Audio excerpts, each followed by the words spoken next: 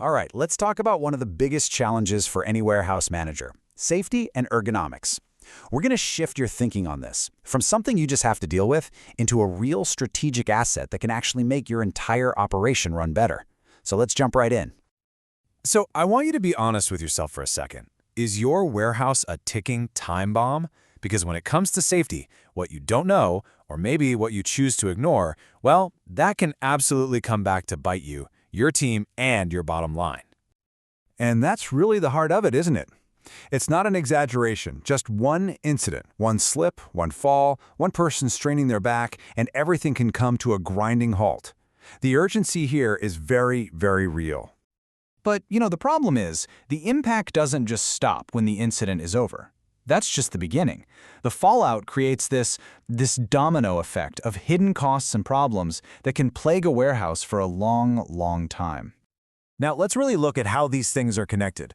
When your operations stop, you're not just losing time. You're basically putting up a big sign that says, "Hey, come inspect us."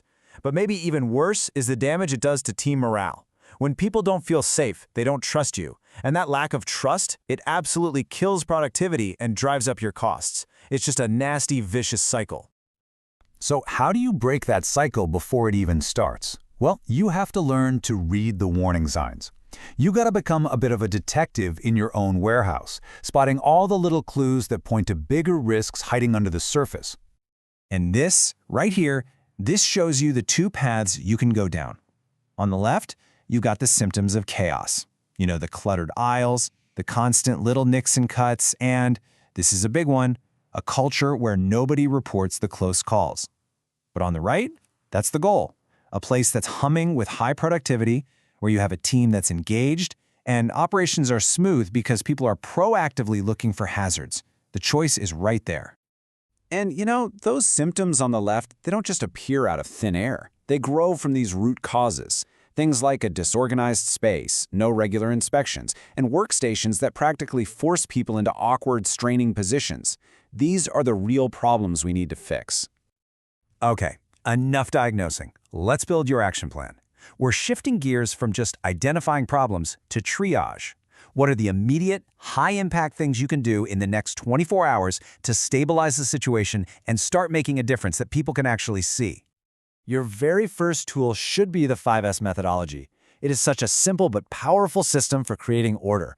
First, you sort through everything, get rid of the junk. Then, set everything that's left in a logical place. Shine the area to make it clean. Standardize the rules so it stays that way. And the most important step, sustain it. Make it a daily habit. This one thing alone can eliminate so many hazards. This is a total game changer. I mean it.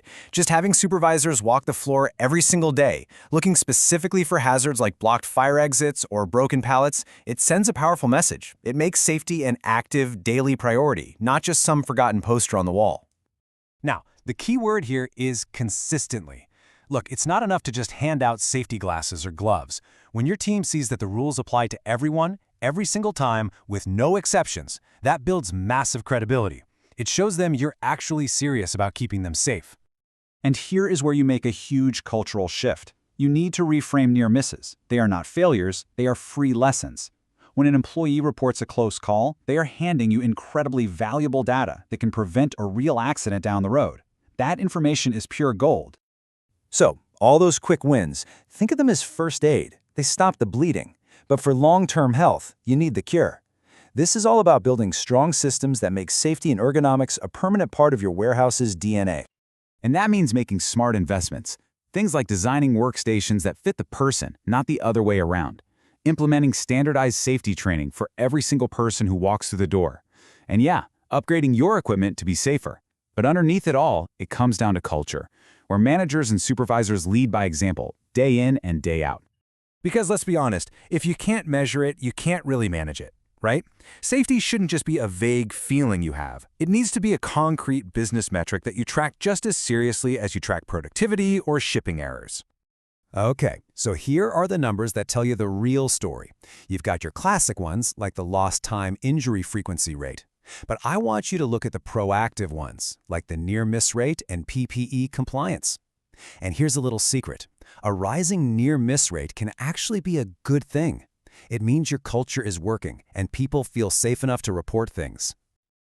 All right, let's pull all of this together into a practical playbook you can actually use. We'll wrap things up by tackling some of the most common questions managers have with some clear, no-nonsense answers. This is a classic. I hear this one all the time. Packing stations are just hot spots for repetitive strain, for back injuries, you name it. So how do you actually fix them? Well, the solution is really a mix of smart design and smart processes. Think about installing benches that can adjust their height, because not everyone is the same size. Put the most used tools right within arm's reach to stop all that needless bending and stretching. And those anti-fatigue mats, they make a huge difference. Each little change adds up to fewer injuries and, honestly, much higher productivity. You know, this might be the most important question of all. You can buy the best equipment and write the best rules, but if you don't have the right culture, none of it matters. So, how do you actually build it? It really starts with leadership. Supervisors have to be the role models, always wearing their own PPE, always following the rules. You make safety part of the daily conversation with those quick toolbox talks. And, this is critical, you praise and reward the behavior you want to see. When someone points out a hazard, you thank them for it. That's how you make safety a shared responsibility. And this quote just says it all, doesn't it? A rule book, that can get you compliance. But it's leadership that creates a real culture. And that's the end game. A team where people are instinctively looking out for themselves and for each other. So I'm going to leave you with this final thought. Don't try to solve everything tomorrow.